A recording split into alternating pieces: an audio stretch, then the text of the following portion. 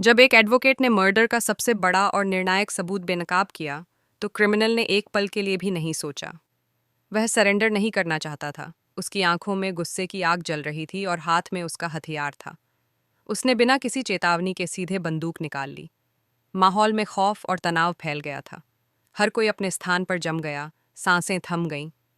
आज का दिन केवल कानून की परीक्षा नहीं था, बल्कि न्याय और बदले की भी कसौटी थी। आज फैसला होना था, क्या गिरफ्तार किया जाएगा या हमला होगा। अंजलि, जो हमेशा न्याय और सच्चाई के लिए खड़ी रहती है, आज सिर्फ एक दुश्मन का सामना नहीं कर रही थी। वह दो दो खेल एक साथ खत्म करने की रणनीति पर काम कर रही थी। उसका दिमाग तेज, उसकी आंखें निश्चय और दिल में आग थीं। युवराज का नकाब अब पूरी तरह उतर चुका था और अब सभी की निगाहें प्रकाश त्रिपाठी पर टिक गई थीं। क्या आज किसी की गिरफ्तारी तय होगी, या फिर साजिश इतनी गहरी है कि सच हमेशा के लिए दबा दिया जाएगा? इतने में मेघ अचानक खेल के बीच में आती है। उसकी मौजूदगी ने माहौल को और भी नाटकीय बना दिया। राघव सिंह राजपूत का गुस्सा फूट पड़ता है। उसकी आवाज में दर्द, क्रोध और न्याय की उम्मीद झलक रही थी। तुम्हारे झूठी गवाही से हम बर्बाद हो गए थे, वह चीखता है। मेघ बिना हिचकिचाए जवाब देती है। आरती को तो आपने माफ कर दिया था, तो मुझे क्यों नहीं? उसका साहस और आत्मविश्वास पूरे कमरे में गूंज रहा था। तभी युवराज सामने आता है। अंजलि के दिमाग में अचानक अतीत की यादें तैरने लगती हैं।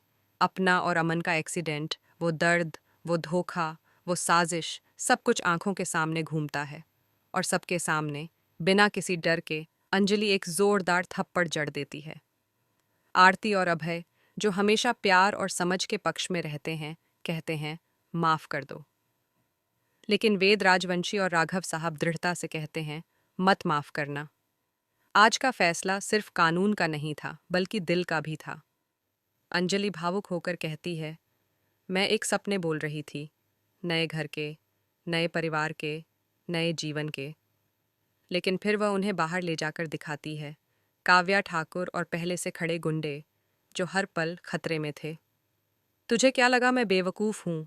मैं एडवोकेट अंजलि अवस्थी हूँ, वह दृढ़ता से कहती है। उसकी आवाज़ में साहस और शक्ति दोनों झलक रहे थे।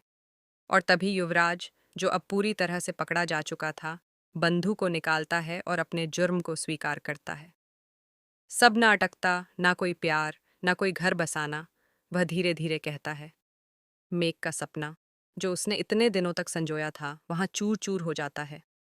दीपिका पुलिस के सामने हिम्मत करके कबूल करती है, शर्मा जी का खून प्रकाश त्रिपाठी ने किया था। अब अंजलि ने बिछाई हुई सारी सियासत उजागर कर दी। वह सवाल उठाती है, चेकमेट हो गए आप, प्रकाश त्रिपाठी जी।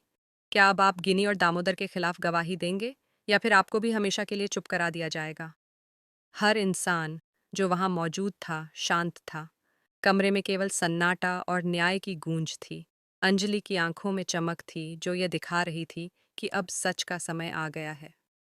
यदि आप ऐसे ही लेटेस्ट अपडेट्स चाहते हैं तो चैनल